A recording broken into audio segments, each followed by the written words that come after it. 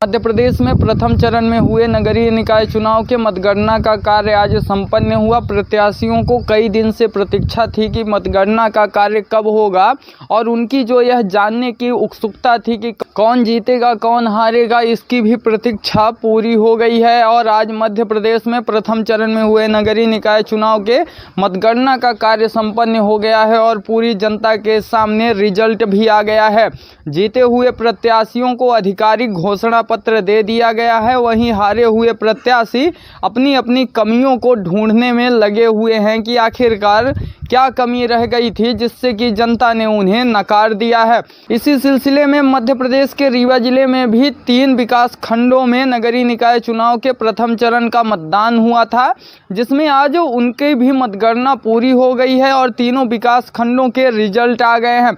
आपको बता दें कि रीवा जिले में प्रथम चरण में मऊगंज, हनुमना और नई गढ़ी में मतदान का कार्य हुआ था, जहां पर लोगों की नज़र टिकी हुई थी कि आखिरकार इसका रिजल्ट क्या आएगा और कौन सी पार्टी बढ़त हासिल करेगी। लेकिन आज हुआ है जो उत्सुकता थी लोगों के मन में यह जानने की कि आखिरकार कौन सी पार्टी बढ़त हासिल करेगी और नगरीय निकाय चुनाव में किसका अध्यक्ष बैठेगा और किसके पार्षद ज़्यादातर जीतते हैं, यह प्रतीक्षा पूरी हो चुकी है और सुबह ही इसका परिणाम घोषित हो चुका है।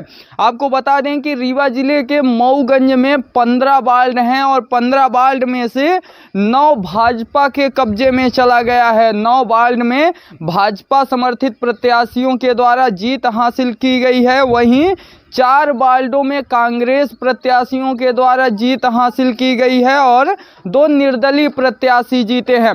आपको बता दें कि मऊगंज एक ऐसा क्षेत्र है जहां पर मऊगंज भाजपा विधायक प्रदीप पटेल के द्वारा लगातार शराब को लेकर और पब्लिक को लेकर धरना प्रदर्शन भी आचार संहिता में किया गया था, जिस कारण से भाजपा मऊगंज से बढ़त हासिल की है।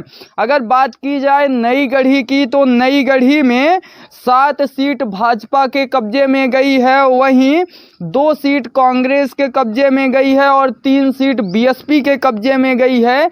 1 सीट निर्दलीय के कब्जे में गई है और 1 सीट आम आदमी पार्टी के खाते में चली गई है। प्रथम चरण में हुए मतदान में आम आदमी पार्टी भी रीवा जिले से खाता खोल ली है और 1 सीट आम आदमी पार्टी के कब्जे में चली गई है।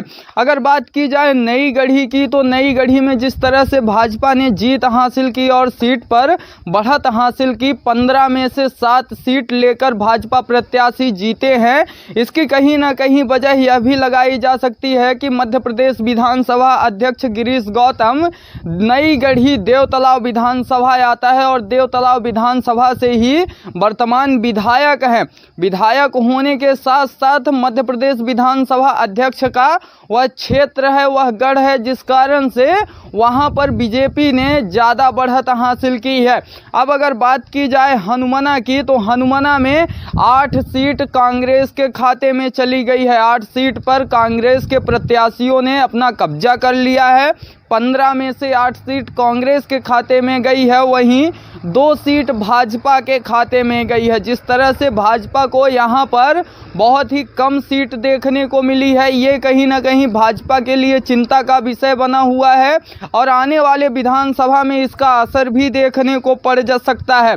अगर बात की जाए हनुमना से निर्दलीय की, तो 5 सीट पर निर्दलीय का कब्जा है और 5 सीट पर निर्दलीय प्रत्याशी जीते हैं।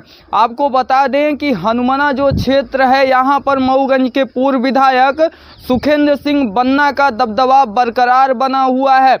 हनुमना क्षेत्र सुखेंद्र सिंह बन्ना का गृहग्राम भी बोला जाता है और गृहग्राम के नज़दीक है, जिस कारण से यहाँ पर पूर्व विधायक के द्वारा ज़्यादा मेहनत की गई थी और यहाँ पर कांग्रेस के प्रत्याशियों ने बढ़त हासिल की है।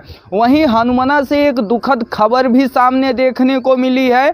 बताया जा रहा है कि हनुमना के वार्ड नंबर 9 से कांग्रेस प्रत्याशी और कांग्रेस मंडलम अध्यक्ष हरिनारायण गुप्ता पार्षद का चुनाव लड़े हुए थे और सुबह 9:30 बजे गिनती चल रही थी। लेकिन ऐसे ही हरि नारायण गुप्ता को यह जानकारी लगी कि 14 वोट से वह चुनाव हार गए हैं और निर्दलीय प्रत्याशी वहां से चुनाव जीत गया है, वैसे ही उन्हें हार्ट अटैक आ गया और हार्ट अटैक आने के कारण तत्काल उनके जो वहां पर समर्थक खड़े हुए थे उनके द्वारा हनुमाना सामुदायिक स्वास्थ्य केंद्र लाया गया। लेकिन वहां से डॉक्टरों के द्वारा तत्काल रीवा संजय गांधी अस्पताल रेफर कर दिया गया।